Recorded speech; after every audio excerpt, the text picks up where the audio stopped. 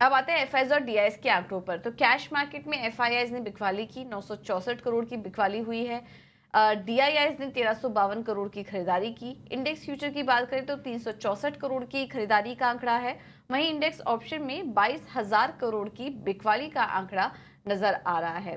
कल भी हमने देखा, कल के सेशन में निफ्टी में तो रिकॉर्ड लेवल्स आए, लेकिन बैंक निफ्टी से ज्यादा कुछ सपोर्ट कल के दिन नजर नहीं आया। अब हफ्ते का आखिरी कारोबारी सत्र है, आज के लिए निफ्टी और बैंक निफ्टी के कौन से लेवल्स इंपॉर्टेंट होंगे ये समझ लेते हैं। हमारे साथ फोन लाइन पर डिम्पी कालरा जुड़ चुके हैं पूरा अपडेट लेकर। डिम्पी, गुड मॉर्निंग, बताइए। Good morning. उसके बाद बोलिए। एक्चुअली कल काफी हद तक कोटक की वजह से भी हुआ। कोटक बैंक करीब 2% नीचे का, फिर आईसीआईसीआई और पहले तो शुरू में अच्छे खुले थे, लेकिन बाद में आ गया। ऑल्दो सिर्फ इकलौता एचडीएफसी बैंक था जो किसी तरह से हर निशान में होके इनको चेक एंड बैलेंसेस कर रहा था। अदरवाइज वैसे कोई लेवल के हिसाब से कोई बहुत ज्यादा बड़ा नुकसान नहीं हुआ बैंक निफ्टी के अंदर भी। हाँ, ये बात सच है कि कल बैंक निफ्टी पूरा दिन स्ट्रगल करता रहा हर निशान में आने के लिए, लेकिन वो हर निशान में आ नहीं पाया। और एक और चीज, सुबह सुबह मार्केट ने बहुत ज्यादा बड़ा गैप नहीं दिया था, उल्टा ही तो गैप अप हुए थे। निफ्टी हल्का सा गैप डाउन था, बाद में तेजी पकड़ ली थी इन्होंने। लेकिन बैंक निफ्टी को थोड़ी प्रॉब्लम इसलिए भी हो रही थी because of the weightage problem. अब आते हैं डाटा पे कि निफ्टी के अंदर एक्चुअली में कल क्या हुआ। देखिए, निफ्टी के अंदर कल हल्की सी फ्रेश लॉन्ग पोजीशन बनी है और 4 लाख से ज्यादा के कॉन्ट्रैक्ट अभी भी ओपन खड़े हुए हैं। इसका मतलब यह है कि मार्केट के पास बहुत दम है। इंडिया विक्स आप देखो, कल कोई ट्रिगर नहीं था मार्केट में, उसके बावजूद भी इंडिया विक्स पे 6% बढ़ा।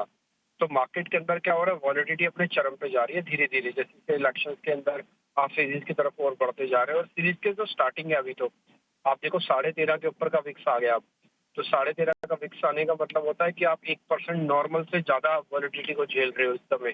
तो इस समय आप देखते हो कि कल परसों में भी आप एक्सट्रीम वॉलेटाइल रहोगे। आज का सेशन फ्राइडे का सेशन होगा, तो उसके अंदर आप हो सकता है अभी इस वॉलिडिटी का इम्पैक्ट देखें और इसमें कुछ ऊपर और नीचे के लेवल्स आपको नोटिस करवा देता हूँ कि जैसे जैसे ट्रेड होंगे वैसे वैसे आप काम करना। पहले सपोर्ट बताता हूँ निफ्टी की। निफ्टी का जो सपोर्ट है वो है 550 और 400। 22,400 और 22,550 ये जो सपोर्ट एरिया है, ये टिपिकली इसको जल्दी जल्दी ब्रेक नहीं करेगा। मार्केट इनको टेस्ट करके वापस ऊपर भाग आता है, क्योंकि ये बॉटम एरिया है। यहाँ पे टेक्निकली भी और डेरिवेटिव के हिसाब से ये दोनों सपोर्ट एरिया कहलाएंगे। अब आ जाते हैं रेजिस्टेंस पे। रेजिस्टेंस कहाँ, देखो 650 पे बंद हुआ है कल। 3 दिन से हम 604, 643, 650 के आसपास हम बंद हुए हैं, यानी कि 650 के इर्द गिर्द है। ये एक रेजिस्टेंस एरिया भी है, इसको हम छोड़ भी नहीं पा रहे हैं, इसको हम पा भी नहीं पा रहे हैं कायदे से। तो इसलिए आज का दिन और क्रिटिकली वॉच करना होगा। अगर आज आईटी वाईटी कंपनी थोड़ी हेल्प कर दें तो फिर हो सकता है डाइवर्जेंस निफ्टी के अंदर आपको आज फिर से दिखे और निफ्टी ऊपर 750 तक भी जा सकता है। तो 650 का बेस पक्का होना चाहिए 750 तक का। दूसरी बात, इंस्टीट्यूशन के डाटा के अंदर कोई किसी तरह का कोई चेंज नहीं है। ना तो रिटेल की होल्डिंग बढ़ी, ना एफआईएस की होल्डिंग बढ़ी, ना ही डीआईएस की होल्डिंग बढ़ी। तो तीनों ने कल एक्चुअली में देखा जाए तो कुछ भी नहीं किया, सिर्फ चर्निंग हुई है। इसके अलावा कल कुछ भी नहीं हुआ। कल चेक एंड बैलेंसेस हो रहा था मार्केट के इंडाइसेस का, और कुछ भी नहीं हो रहा था। दूसरा आते हैं बैंक निफ्टी पे। बैंक निफ्टी के अंदर भी मार्केट के अंदर कल जो डाइवर्जेंस बजा वो कंट्रीब्यूशन यानी कि वेटेज की वजह से था। अब वो वेटेज बैक टू बैक तो काम करेगी नहीं, एक ना एक दिन तो उसको रुकना ही पड़ेगा। तो इसलिए 49,000 का अभी भी बेस बरकरार है। कल भी मार्केट ने उसको ब्रेक नहीं किया था, इस पार्ट ऑफ दिस की 4-5 शेयर उसके नेगेटिव हो रहे थे बड़े वेटेज वाले। लेकिन अभी भी 49,000 का बेस है, तो आप चाहें तो 49,000 के बेस को रिस्पेक्ट करते हुए सिस्टम में जरूर बने रहें। देखिए, निफ्टी और बैंक निफ्टी वाले को सिस्टम में बने रहने के इस समय पूरा अधिकार है। वजह मैं बताता हूँ, क्योंकि मार्केट के अंदर तेजी है और फ्यूरियस बुल रन है। ये छोटा मोटा डिप आ रहा है ना, ये तुरंत बॉट हो रहा है, और ना केवल बॉट हो रहा है बल्कि इसका डबल तेजी मार्केट के अंदर आ रही है। तो इसलिए जब तक यही फेज चल रहा है आपका कि बाइंग और डिप का है, तो आप जरूर करते रहिए। नए वालों को बस इतना ही चेक करना है कि कोई डिप मिल जाए तो प्लस करो।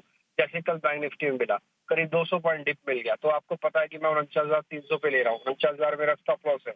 तो आपको 300 पॉइंट रिस्क करने के लिए वापस से 50,000 आ सकता है बैंक निफ्टी, तो आपके पास 700 पॉइंट कमाने के लिए। तो इस तरह से आपको प्लस करना, थोड़ा स्ट्रेटेजिकली और कैटेगोरिकली काम करना पड़ेगा। ये सीधा सीधा सपाट वाला बाजार नहीं है, ये बाइंग ऑन डिप और सेल ऑन राइज दोनों वाला कॉम्बिनेशन वाला मार्केट है। 3 शेयर एफ एंड पैन में है। ऑप्शन ट्रेडर को इंट्राडे ही काम करना चाहिए, बीटीएससी एसटीबीटी ना करें वो। दूसरी बात, होल्डिंग्स में किसी तरह का कोई बदलाव नहीं। पुटकॉल रेशियो के हिसाब से बैंक निफ्टी स्लाइटली स्लाइटली हल्का हो गया है, यानी कि स्लाइटली ओवरबोट की तरफ जा रहा है। अदरवाइज वैसे कोई दिक्कत नहीं है। तो कोशिश करें आज रेंज के अंदर ट्रेड करने की। निफ्टी की रेंज ऊपर में 750, नीचे में 550 की है, और बैंक निफ्टी के ऊपर के रेंज 49,500 और नीचे के 49,000 है। बहुत बहुत शुक्रिया निम्फी आपका ये पूरा एनालिसिस करने के लिए। तो ऑप्शन ट्रेडर्स इंट्राडे काम करें, बाजार दोनों साइड के मौके दे रहा है, बाय ऑन डिप्स का भी मार्केट है, सेल ऑन राइज का भी मार्केट है, बाजार में उतार चढ़ाव बना रहेगा क्योंकि चुनावी माहौल भी है, तो उसको देखते हुए बाजार में अभी फिलहाल उतार चढ़ाव बना रहेगा, लेकिन ओवरऑल सेटअप जो है वो पॉजिटिव नजर आ रहा है, बाजार का अच्छा दिखाई दे रहा है। तो ये है ओवरऑल मार्केट पे एनालिसिस आज के लिए। हमारा संपर्क नहीं हो पा रहा है हेमंत कपाड़िया से, लेकिन उनके जो कॉल्स हैं वो हैं हमारे पास, तो उनके ट्रेडिंग आइडियाज़ आपके सामने रख देते हैं। बीपीसीएल में खरीदारी करने की सलाह वो दे रहे हैं, टारगेट होगा 646 का, और एयू स्मॉल फाइनेंस बैंक में भी तेज़ी करने की सलाह है उनकी तरफ से, 665 के लक्ष्य देख रहे हैं एयू स्मॉल फाइनेंस बैंक में। तो BPCL, AU small finance bank, ये है आज के ट्रेडिंग कॉल्स हेमंत कपाड़िया की तरफ से। उनसे बात नहीं हो पा रही है, कोशिश करेंगे संपर्क जोड़ने की, लेकिन फिलहाल उनके ट्रेडिंग आइडियाज और बाजार पर रणनीति आपको बताई दी गई है कि ऑप्शन ट्रेडर्स अगर आप हैं तो इंट्राडे ही प्ले कीजिए, बीटीएसटी एसटीबीटी करने की कोशिश ना करें, और इम्पॉर्टेंट सपोर्ट और रेजिस्टेंस लेवल भी आज मार्केट के लिए आपको बता दिए। चलिए अब बात करते हैं कमोडिटी मार्केट की। हमारे साथ रणनीति बताने के लिए एचडीएफसी सिक्योरिटीज के अनुज गुप्ता जुड़ चुके हैं। अनुज जी, थैंक यू सो मच इटीना स्वदेश को समय देने के लिए। गुड मॉर्निंग, बताइए आज कमोडिटी मार्केट में कैसे ट्रेड करें? Good morning. देखिए, हमने देखा थोड़ा सा एक सेलिंग प्रेशर हायर लेवल पे देखने को मिला है, चाहे क्रूड हो चाहे गोल्ड हो। हमें लगता है कि आज के ट्रेडिंग सेशन में भी सेल ऑन राइज का मार्केट रहेगा। तो हमारे यहाँ पे दो टॉपिक रहेंगी, गोल्ड में और क्रूड में, दोनों में ही बिकवाली की कॉल रहेगी। गोल्ड में करीबन 71,250 के आसपास बिकवाली करें, 71,500 का स्टॉप लॉस लगाएं, टारगेट नीचे करीबन 70,500 तक देखा जा सकता है। और दूसरा, क्रूड के अंदर भी बिकवाली का ट्रेड बना सकते हैं। मे कॉन्ट्रैक्ट में करीबन 6635 में बिकवाली करें, 6701 का स्टॉप लॉस लगाएं, टारगेट नीचे करीबन 6530 तक देखने को मिल सकता है। तो गोल्ड और क्रूड में इंट्राडे के लिए बिकवाली का ट्रेड बना के चल सकते हैं। ठीक है, थैंक यू अनुज जी आपका समय देने के लिए और ये रणनीति सुझाने के लिए। तो इंट्राडे के लिए आपको ये सजेशन दिया है, सोने और कच्चे तेल दोनों में ही बिकवाली करने की सलाह आपके लिए। ये शरद है हमारे साथ पूरा अपडेट लेकर। कल बाजार बंद होने के बाद काफी सारी कंपनियों के नतीजे भी आए हैं। शरद, गुड मॉर्निंग, बताइए पहले तो नतीजों से शुरुआत करिए, कौन कौन से नतीजे आए और कैसे रहे? गुड मॉर्निंग पूजा। तो सबसे पहले ऑफकोर्स निफ्टी की कोल इंडिया के नतीजे पे फोकस करेंगे, और यहाँ पे largely weak set of numbers देखने मिली है। रेवेन्यू थोड़ी इनलाइन थी, लेकिन एबिडा और मार्जिन्स यहाँ पे एनालिस्ट एस्टिमेट्स को मिस किए हैं। इंपॉर्टेंटली जो ई रियलाइजेशंस होता है वो लगभग 23% सीक्वेंशियल बेसिस पे गिरावट देखने मिली, क्योंकि ई ऑक्शन प्रीमियम्स कम हो गए हैं, तो उसके कारण कोल इंडिया के कमज़ोर नतीजे देखने मिले हैं। तो आज स्टॉक में सेलिंग प्रेशर भी आ सकता है। वही अजंता फार्मा की बात करें तो बहुत स्ट्रॉन्ग सेट ऑफ नंबर्स आए हैं। यहाँ पे अब एबिडा ले लीजिए, रेवेन्यू ले लीजिए, पैट ले लीजिए, वो एनालिस्ट एस्टिमेट को बीट किए हैं, और आईपीएम बिजनेस में भी अच्छी ग्रोथ आई है। एस्टेक लाइफ साइंस की बात करें तो ऑफकोर्स यहाँ पे बहुत स्ट्रॉन्ग नंबर्स भी देखने मिले हैं। रेवेन्यू लगभग 21% का जंप आया है, और अगर एबिडा मार्जिन की बात करें तो 406 बेसिस पॉइंट्स का जो इजाफा देखने मिला है।